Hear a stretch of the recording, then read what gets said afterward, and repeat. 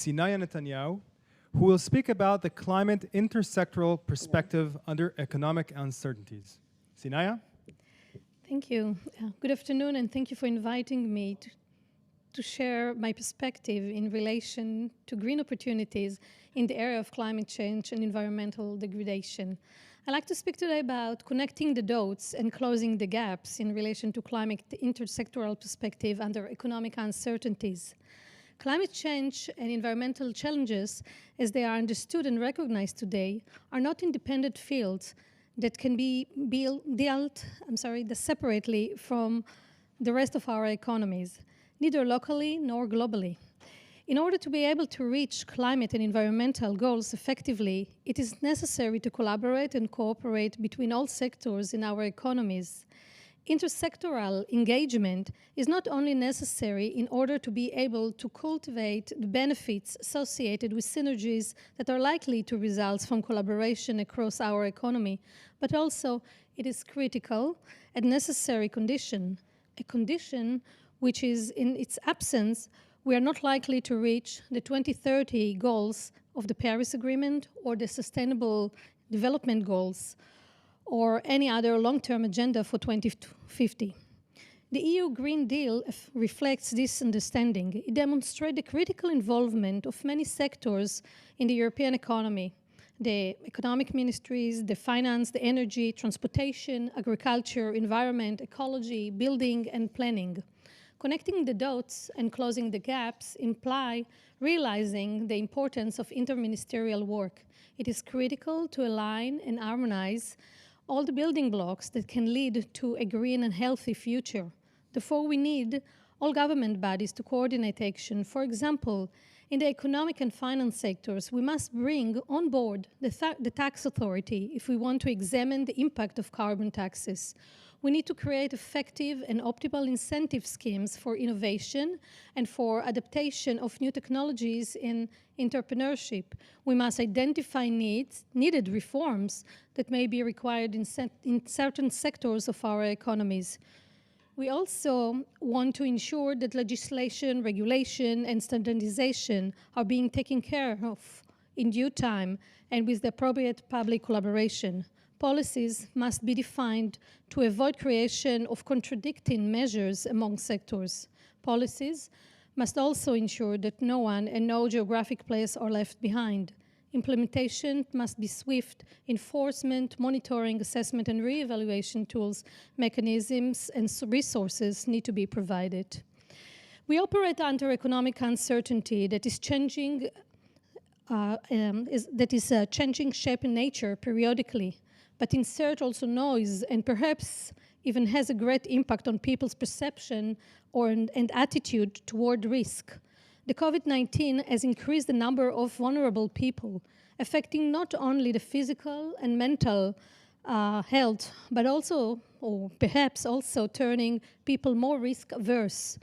Prior to COVID-19, the world had begun experiencing a decline in price of fossil fuels, also related to political and strategic action taken by some countries. It is likely that all fossil fuel storage capacities worldwide were fully utilized. The stored fossil fuels will eventually be used and burned, deleting the vast reduction in greenhouse gases emissions and air pollution that were registered due to COVID-19. Recently, the International Energy Agency announced that the global energy investment has declined by 20%. So we have a significant economic center that is experiencing major changes. We also have additional sources of economic uncertainties. Most financial institutions predict recession or at least a slowdown in economic growth. We also expect large percentage of unemployment for an unknown length of time. Businesses must identify weak spots in their supply chain and reassess risks.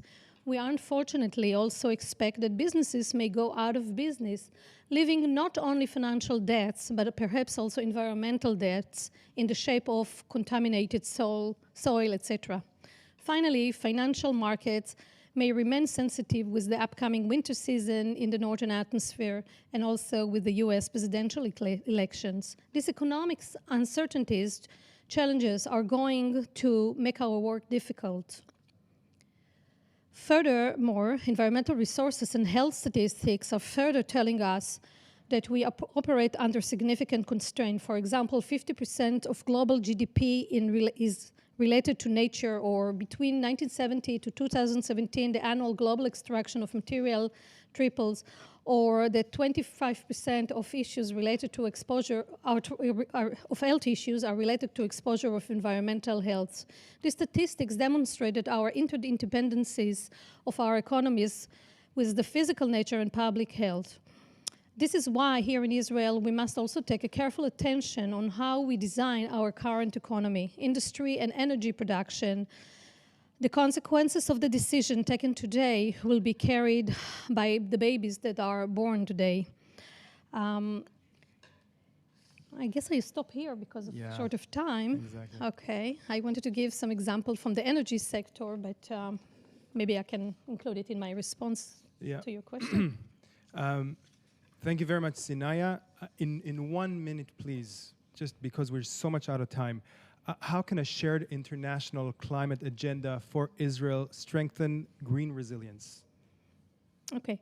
I think that, the international climate agenda, the Paris Agreement, the SDGs, and other initiatives all around the world, they all call for significant reduction, obviously, of emission of the greenhouse gases, etc. But the international agenda also advocates for stopping environmental degradation by encouraging economic growth that decouples from resources use and promoting circular economy, all that should be pursued while people are not being left behind. While the international agenda is not binding, and where activating penalties or embargoes are complicated and rarely desirable in international context, the international agenda offers vast opportunities for green resilience for Israel and for countries worldwide. I think that the economics, the environmental, and the health opportunity are some examples. The energy field is also a great example. And I think that looking at the Green Deal, the European Green Deal, I couldn't spot one single issue that is not relevant to Israel. So I guess we are sharing a common agenda. Perfect. Thank you so much, Sinaya.